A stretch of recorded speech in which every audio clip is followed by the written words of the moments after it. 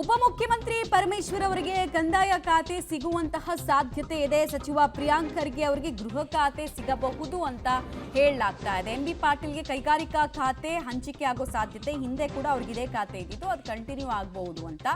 ರಾಮಲಿಂಗಾರೆಡ್ಡಿ ಅವರಿಗೆ ಸಾರಿಗೆ ಇಲಾಖೆ ಜವಾಬ್ದಾರಿ ಲಾಸ್ಟ್ ಟೈಮ್ ವಹಿಸಲಾಗಿತ್ತು, ಈ ಸಲ ಅವರಿಗೆ ದೊಡ್ಡ ಜವಾಬ್ದಾರಿನ ಕೊಡಲಾಗುತ್ತೆ ಅಂತ. ಜಲಸಂಪನ್ಮೂಲ ಖಾತೆ ಸಿಗಬಹುದು ಅಂತ. ಯತೀಂದ್ರ ಅವರಿಗೆ ನಗರಾಭಿವೃದ್ಧಿ, ಭೈರತಿ ಸುರೇಶ್ಗೆ ಸಾರಿಗೆ ಇಲಾಖೆಯ ಜವಾಬ್ದಾರಿಯನ್ನ ಕೊಡಬಹುದು ಅಂತ ಹೇಳಲಾಗ್ತಾ ಇದೆ. ಯುಟಿ ಖಾದರ್ ಅವರು 2013ರಲ್ಲಿ ಈ ಖಾತೆಯನ್ನು ನಿಭಾಯಿಸಿದ್ರು. ಆ ಅನುಭವವನ್ನ ಮತ್ತೊಮ್ಮೆ ಬಳಸಿಕೊಳ್ಳೋದಕ್ಕೆ ಆರೋಗ್ಯ ಇಲಾಖೆ ಜವಾಬ್ದಾರಿಯನ್ನ ಕೊಡಬಹುದು. ಕೃಷ್ಣ ಬೈರೇಗೌಡರಿಗೆ ಬೆಂಗಳೂರು ನಗರಾಭಿವೃದ್ಧಿ ಇಲಾಖೆ, ಹೈಯೆಸ್ಟ್ ಡಿಮ್ಯಾಂಡ್ ಪ್ರತಿ ಸರ್ಕಾರದಲ್ಲೂ ಇರೋದು ಇದೇ ಖಾತೆಗೆ, ಇವರಿಗೆ ಅವಕಾಶ ಸಿಗಬಹುದು ಅಂತ ಹೇಳಲಾಗ್ತಾ ಇದೆ. ಶರಣ್ ಪ್ರಕಾಶ್ ಪಾಟೀಲ್ ಅವರಿಗೆ ಹಿಂದೆ ಇದ್ದಂತಹ ಖಾತೆಯಲ್ಲೇ ಮುಂದುವರಿರಿ ಅಂತ ಸೂಚನೆಯನ್ನ ಕೊಡಬಹುದು. ಖಾತೆ ಹಂಚಿಕೆ ಕೂಡ ಸರ್ಕಾರಕ್ಕೆ ಸವಾಲಾಗೇ ಇರುತ್ತೆ. ಯಾಕಂದ್ರೆ ಎಲ್ರಿಗೂ ಕೂಡ ದೊಡ್ಡ ಖಾತೆ ಬೇಕು, ದೊಡ್ಡ ಪ್ರಮಾಣದಲ್ಲಿ ಅನುದಾನ ರಿಲೀಸ್ ಆಗೋ ಖಾತೆ ಬೇಕು, ಆವಾಗ ಮಾತ್ರ ಕೆಲಸ ಮಾಡೋದಕ್ಕೆ ಸಾಧ್ಯ ಆಗುತ್ತೆ, ಜನರ ಜೊತೆಗೆ ಸಂಪರ್ಕ ಬೆಳೆಸೋದಕ್ಕೆ ಸಾಧ್ಯ ಆಗುತ್ತೆ ಅಂತ. ಸೊ ನಾನೀಗ ಒಬ್ಬೊಬ್ಬರದ್ದೇ ಏನೇನು ಖಾತೆಗಳು ಸಿಗಬಹುದು ಅನ್ನೋ ಡೀಟೇಲ್ಸ್ ಕೊಡ್ತೀನಿ. ಡಾಕ್ಟರ್ ಜಿ ಪರಮೇಶ್ವರ್ ಅವರು ಈ ಹಿಂದೆ ಗೃಹ ಇಲಾಖೆಯ ಜವಾಬ್ದಾರಿಯನ್ನು ವಹಿಸಿದ್ರು, ಈ ಸಲ ಅವರಿಗೆ ಕಂದಾಯ ಸಿಗಬಹುದು ಅಂತ. ಕಂದಾಯ ಇಲಾಖೆ ತುಂಬಾ ಪ್ರಮುಖ ಖಾತೆ, ಯಾಕಂದ್ರೆ ಜಿಲ್ಲಾ ಅಡ್ಮಿನಿಸ್ಟ್ರೇಷನ್ನು ಎಲ್ಲ ಇದೇ ಖಾತೆ ಅಂಡ್ರಲ್ಲಿ ಬರುತ್ತೆ, ಸೊ ಅದು ಸಿಗ್ಬೋದು ಅಂತ. KH ಮುನಿಯಪ್ಪ ಅವರು ಹಿಂದೆ ನಿಭಾಯಿಸ್ತಾ ಇದ್ದಂತಹ ಖಾತೆಯಲ್ಲೇ ಮುಂದುವರಿರಿ ಅಂತ ಸೂಚನೆಯನ್ನ ಕೊಡಬಹುದು. ಆಹಾರ ಇಲಾಖೆ ಜವಾಬ್ದಾರಿಯನ್ನ, ಆಹಾರ ಮತ್ತು ಪಡಿತರ ಇಲಾಖೆ ಜವಾಬ್ದಾರಿಯನ್ನ KH ಮುನಿಯಪ್ಪ ಅವರಿಗೆ ಕೊಡೋ ಸಾಧ್ಯತೆ ಈ ಕ್ಷಣಕ್ಕೆ ದಟ್ಟವಾಗಿದೆ ಅಂತ. ಮುಂದೆ KJ ಜಾರ್ಜು ಇಂಧನ ಇಲಾಖೆಯಲ್ಲೇ ಅವ್ರು ಲಾಸ್ಟ್ ಟೈಮ್ ಕೂಡ ಜವಾಬ್ದಾರಿಯನ್ನು ವಹಿಸ್ಕೊಂಡಿತ್ತು, ಅದು ಕಂಟಿನ್ಯೂ ಮಾಡಬಹುದು. ಅದ್ರ ಜೊತೆಗೆ ಪ್ರವಾಸೋದ್ಯಮ ಇಲಾಖೆ ಜವಾಬ್ದಾರಿಯನ್ನು ಕೊಡ್ಬೋದು. ನೋಡಿ, ಕರ್ನಾಟಕದ ಸಾಮರ್ಥ್ಯಕ್ಕೆ ತಕ್ಕಂತೆ ಈ ಖಾತೆಯನ್ನು ಯಾರೂ ನಿಭಾಯಿಸ್ತಾ ಇಲ್ಲ ಅನ್ನೋ ಕೊರಗಿದೆ ಜನರಿಗೆ, ಅದನ್ನು ನಿಭಾಯಿಸ್ತಾರ ಇವರು ನೋಡಬೇಕು. ಆಮೇಲೆ ನೀವು ಈ ಸಲ 2-3 ಖಾತೆ ಒಬ್ಬೊಬ್ರಿಗೆ ಕೊಡೋದನ್ನು ಎಕ್ಸ್ಪೆಕ್ಟ್ ಮಾಡ್ಬೋದು.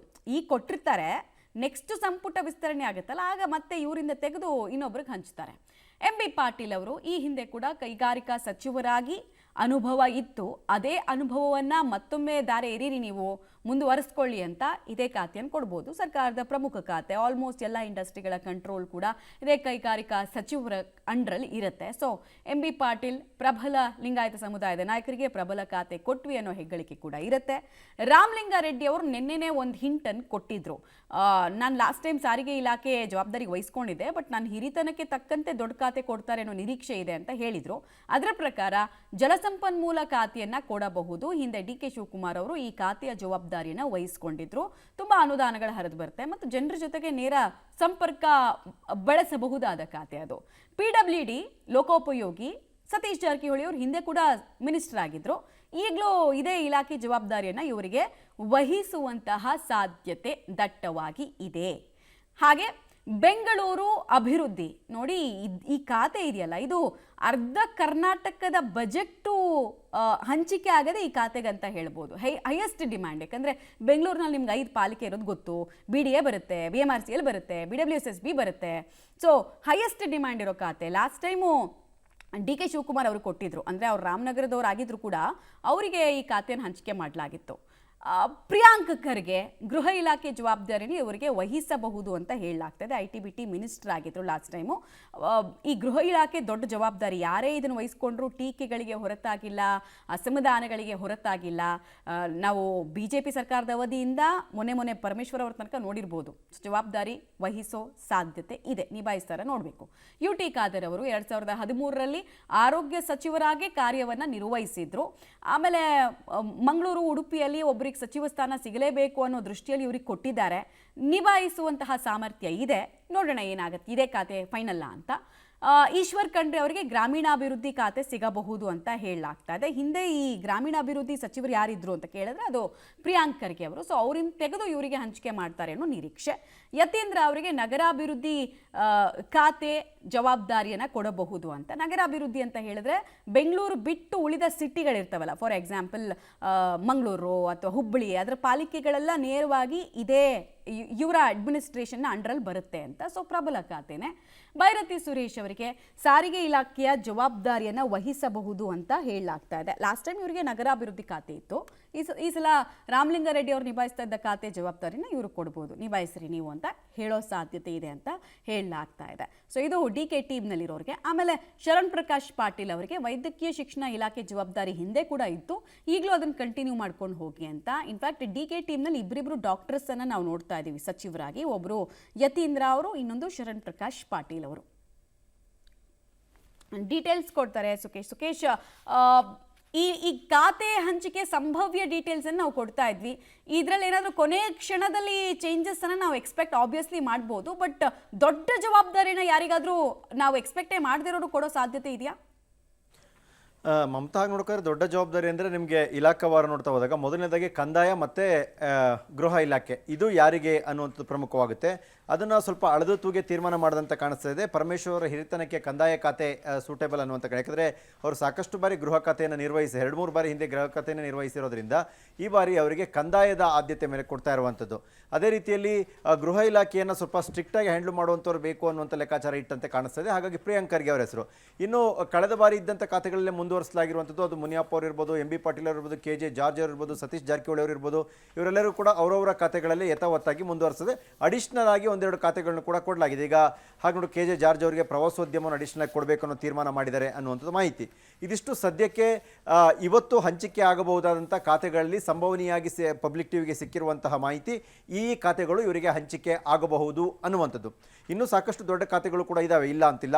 ಅದನ್ನು ಹಂಚಿಕೆ ಮಾಡ್ಬೋದು. ಮತ್ತು ಹಂಚಿಕೆ ಯಾವಾಗ ಸಚಿವ ಸಂಪುಟ ವಿಸ್ತರಣೆ ಆಗುತ್ತೋ ಆವಾಗ ಹಂಚಿಕೆಯ ಜೊತೆಗೆ ಪುನರ್ ಹಂಚಿಕೆ ಕೂಡ ಮಾಡಬಹುದು. ಈಗ ಹಂಚಿರುವ ಖಾತೆಗಳನ್ನು ಸ್ವಲ್ಪ ಆಚೆ ಈಚೆ ಮಾಡುವಂಥದ್ದು, ಅಥವಾ ಅಡಿಷನಲ್ ಇರೋ ಖಾತೆಗಳನ್ನ ಬೇರೆಯವ್ರಿಗೆ ಕೊಡುವಂಥದ್ದು, ಅಥವಾ ಬೇರೆ ಯಾವುದೋ ದೊಡ್ಡ ಖಾತೆಗೆ ಇಲ್ಲಿರುವಂಥ ಅನುಭವಿಗಳೇ ಸೂಕ್ತ ಅನ್ನಿಸಿದಾಗ ಅವರು ಮನವೊಲಿಕೆ ಆದರೆ ಈ ಖಾತೆಯನ್ನೇ ಸಂಪೂರ್ಣವಾಗಿ ಮುಂದಿನ ದಿನಗಳಲ್ಲಿ ಬದಲಿಸಿ ಇನ್ನೊಬ್ಬರಿಗೆ ಕೊಡ್ಬೋದು. ಇದು ಸದ್ಯಕ್ಕೆ ಸಂಭವನೀಯವಾಗಿ ಸಿಕ್ಕಿರುವಂತಹ ಪಟ್ಟಿ ಪಬ್ಲಿಕ್ ಟಿವಿಗೆ. ಇದರಲ್ಲಿ ಈ ಖಾತೆಗಳನ್ನು ಇವರಿಗೆ ಹಂಚಿಕೆ ಮಾಡಬೇಕು ಅನ್ನುವಂಥ ಒಂದು ಹಂತದ ತೀರ್ಮಾನ ಆಗಿದೆ ಅನ್ನುವಂಥ ಮಾಹಿತಿ. ಬಹುತೇಕ ಇವತ್ತು ಮಧ್ಯಾಹ್ನದ ಒಳಗಾಗಿ ಅಧಿಕೃತವಾಗಿ ಈ ಖಾತೆಗಳ ಹಂಚಿಕೆಯನ್ನು ಕೂಡ ಸರ್ಕಾರ ಪ್ರಕಟ ಮಾಡುವಂಥ ಸಾಧ್ಯತೆ ಇದೆ. ಅವರವರ ಹಿರಿತನಕ್ಕೆ ಆಧರಿಸಿ ಈ ಎಲ್ಲ ಖಾತೆಗಳು ಹಂಚಿಕೆ ಆಗಿದೆ. ಹೊಸಬರಾಗಿ ಖಾತೆಗಳ ನಿರ್ವಹಣೆ ಮಾಡಬೇಕಾಗಿರೋದು ಈ ಪಟ್ಟಿಯಲ್ಲಿ ಅದು ಡಾಕ್ಟರ್ ಯತೀಂದ್ರ ಅವರಿಗೆ ಅರ್ಬನ್ ಡೆವಲಪ್ಮೆಂಟ್ ಹಿಂದೆ ಭೈರತಿ ಸುರೇಶ್ ಅವರ ಕೈಲಿ ಇದ್ದಂಥ ಖಾತೆಯನ್ನೇ ಅವ್ರಿಗೆ ಕೊಡಲಿಕ್ಕೆ ಮುಂದಾಗಿದ್ದಾರೆ ಅನ್ನುವಂಥದ್ದು. ಹಾಗಾಗಿ ಅವರಿಗೆಲ್ಲರೂ ಕೂಡ ಅನುಭವಿಗಳೇ ಆಗಿರೋದ್ರಿಂದ ಹೇಗೆ ಅದನ್ನ ನಿರ್ವಹಿಸ್ತಾರೆ ಅನ್ನೋದು ಮತ್ತೆ ಅಷ್ಟೇ ಸಮರ್ಪಕವಾಗಿ ನಿರ್ವಹಿಸ್ತಾರೆ ಅನ್ನುವಂಥ ಕಾನ್ಫಿಡೆನ್ಸ್ ಮುಖ್ಯಮಂತ್ರಿಗಳಿಗೆ ಇದ್ದಂತೆ ಕಾಣಿಸ್ತಾ ಇದೆ. ಅದೇ ಕಾರಣಕ್ಕೆ ಖಾತೆಗಳನ್ನು ಕೊಡಬಹುದು ಅನ್ನುವಂಥ ನಿರ್ಧಾರಕ್ಕೆ ಅವರು ಬಂದಂತೆ ಕಾಣಿಸ್ತಾ ಇದೆ. ಮಮತಾ. ಸುಕೇಶ್, ಬೆಂಗಳೂರು ನಗರಾಭಿವೃದ್ಧಿ ಖಾತೆ ಹಿಂದೆ ಬಿಜೆಪಿ ಸರ್ಕಾರದ ಅವಧಿಯಲ್ಲಿ ಅಂತೂ ಮುಖ್ಯಮಂತ್ರಿಗಳೇ ಇಟ್ಕೊಂಡ್ಬಿಟ್ಟಿದ್ರು. ಲಾಸ್ಟ್ ಟೈಮು DK ಕೈಯಲ್ಲಿ ಇತ್ತು. ಈ ಸಲ ಈ ಬೆಂಗಳೂರು ನಗರಾಭಿವೃದ್ಧಿ ಖಾತೆಯನ್ನ ಕೃಷ್ಣ ಬೈರೇಗೌಡರಿಗೆ ಕೊಡೋ ಸಾಧ್ಯತೆ ಎಷ್ಟು? ಬಿಕಾಸ್ ಹೈಯೆಸ್ಟ್ ಲಾಬಿ ಆಗೋದೇ ಈ ಖಾತೆಗೆ. ಸೊ ಹೇಗೆ ಮ್ಯಾನೇಜ್ ಮಾಡ್ತಾರೆ ಅಂತ ಅನ್ಸುತ್ತೆ? ಯಾಕಂದರೆ ಸಾಕಷ್ಟು ಬಾರಿ ಬೆಂಗಳೂರಲ್ಲಿ ಗೆದ್ದಂಥವ್ರು ಅವರು, ಅಂದರೆ ಮೂಲತಃ ಕೋಲಾರದವರು ಆದರೂ ಕೂಡ ಅವರ ರಾಜಕೀಯ ಜೀವನ ಆರಂಭವಾಗಿರುವಂಥದ್ದೇ ಬೆಂಗಳೂರಿನಲ್ಲಿ ಕೃಷ್ಣ ಬೈರೇಗೌಡರದು. ಮತ್ತು ಸಾಕಷ್ಟು ಪ್ರಬಲ ಖಾತೆಯನ್ನು ಕೂಡ ಅವರು ಹ್ಯಾಂಡಲ್ ಮಾಡಿದಂಥರು. ಹಿಂದೆ ಕೃಷಿ ಖಾತೆಯನ್ನು ನಿರ್ವಹಿಸಿದಾಗಲೂ ಸಾಕಷ್ಟು ಕೆಲಸವನ್ನು ಮಾಡಿದ ಹೆಸರನ್ನು ಗಳಿಸಿದರು. ಆನಂತರ ಇದೇ ಸರ್ಕಾರದ ಮೊದಲ ಅವಧಿಯಲ್ಲಿ ಅವರು ಕಂದಾಯ ಖಾತೆಯನ್ನು ನಿರ್ವಹಿಸಿದರು. ಅದು ಕೂಡ ಚೆನ್ನಾಗಿ ಹ್ಯಾಂಡಲ್ ಮಾಡಿದರೆ, ಒಳ್ಳೆ ಕೆಲಸ ಮಾಡಿದರು ಅನ್ನೋಂಥ ಅಭಿಪ್ರಾಯ ಅವರ ಮೇಲಿತ್ತು. ಮತ್ತು ಬೆಂಗಳೂರಿನ ಶಾಸಕರೇ ಅವರು ಆಗಿರೋದ್ರಿಂದ, ಬೆಂಗಳೂರಿನ ಒಡನಾಟ ಜಾಸ್ತಿ ಇರೋದ್ರಿಂದ ಸಹಜವಾಗಿ ಅವರು ಅದನ್ನು ನಿರ್ವಹಿಸ್ತಾರೆ ಅನ್ನುವಂಥದ್ದು ಮುಖ್ಯಮಂತ್ರಿಗಳು ಕನ್ವಿನ್ಸ್ ಆದಂಗಿದೆ. ಬಹುಶಃ ಈ ಏನು ಖಾತೆಯನ್ನು ಮುಖ್ಯಮಂತ್ರಿಗಳು ಇಟ್ಕೊಳ್ತಾರೇನೋ ಅನ್ನುವಂಥ ಒಂದಷ್ಟು ಅನುಮಾನಗಳಿತ್ತು.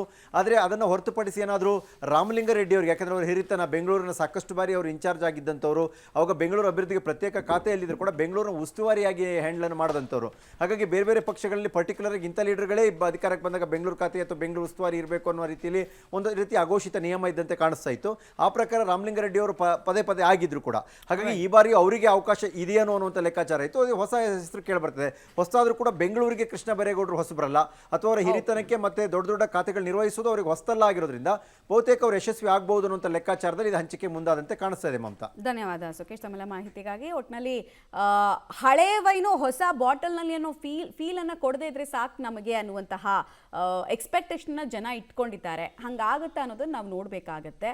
ಇನ್ನೊಂದು ಇಂಪಾರ್ಟೆಂಟ್ ಆಗಿ ನೆನ್ನೆ DK ಶಿವಕುಮಾರ್ ಅವರು ಸುದ್ದಿಗೋಷ್ಠಿಯನ್ನು ನಡೆಸಬೇಕಾದ್ರೆ ಪ್ರಮುಖ ಘೋಷಣೆಗಳನ್ನು ಮಾಡಿದ್ರು.